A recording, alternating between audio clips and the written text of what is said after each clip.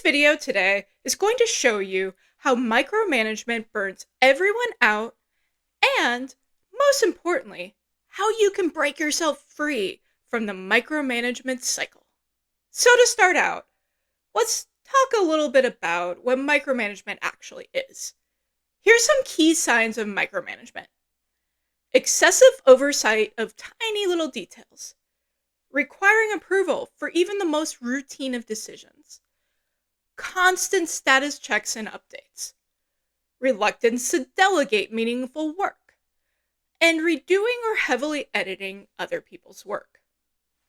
It's essentially a control pattern where managers involve themselves in every little aspect of their employees' work, and this goes far beyond what's necessary for both quality and performance.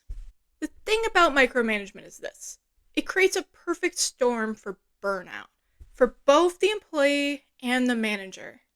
And here's why. For managers, you're spending enormous energy on tasks that are below your level. You got promoted to do other things. And for your employees, they're now experiencing a toxic combination of high demands but low autonomy. Research from the University of Michigan identifies this as the most reliable recipe for job stress and burnout. To break this cycle, we need to understand the origins. Managers typically micromanage for these reasons. First, anxiety and fear. When you're accountable for results, but you're worried about failure, controlling every detail, it seems safer than trusting other people.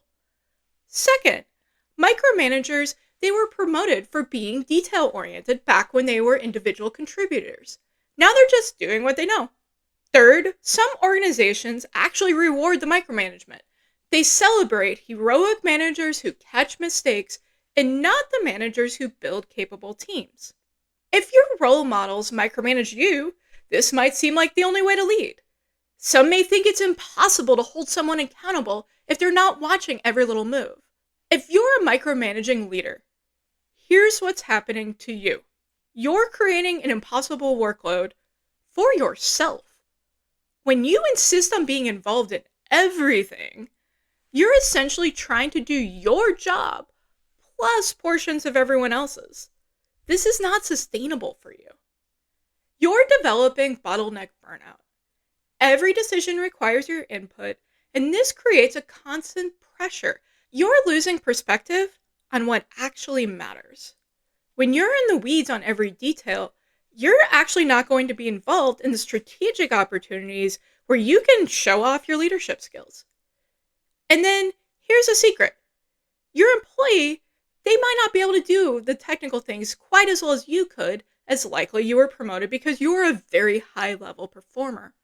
The question becomes whether you need every task performed up to your own level, or you really just need it at maybe an 80% level.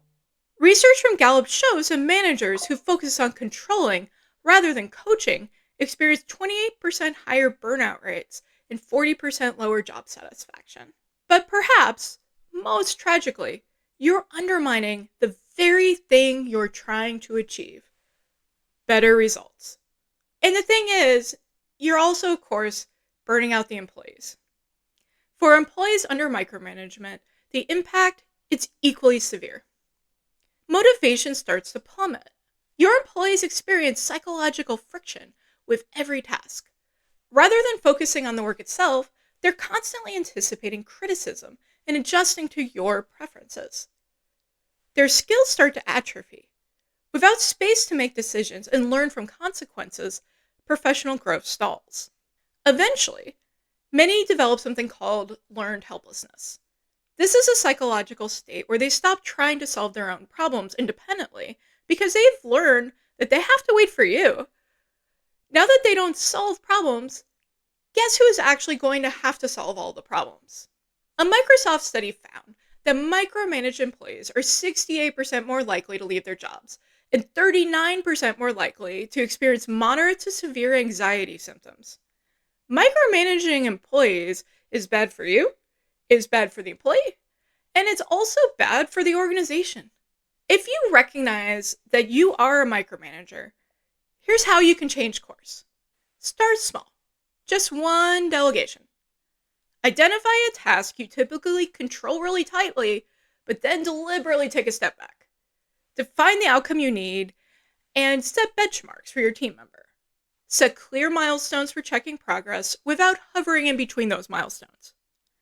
I know, it's going to be hard. Practice tolerating imperfection.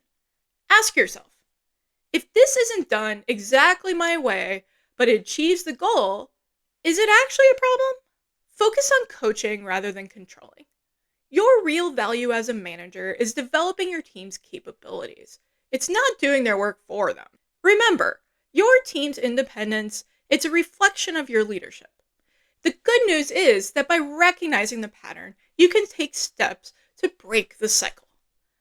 Managers can build their delegation skills, and they can focus on outcomes rather than methods. The result? A workplace where everyone has more energy, more satisfaction, and ironically, you get better results.